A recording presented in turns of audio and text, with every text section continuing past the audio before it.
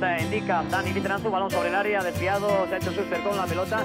De nuevo la pelota para Stanis Argote, que envía hacia Indica, Indica con la pelota, atención y ¡gol!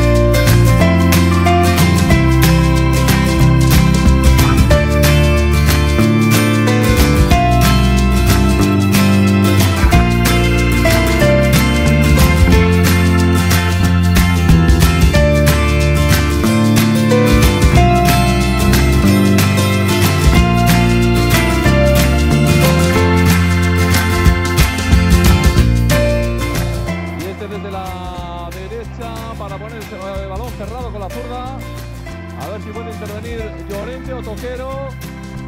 Ahí va, y este buen corre cerrado, peligroso, segundo balón, Toquero, ¡acaba!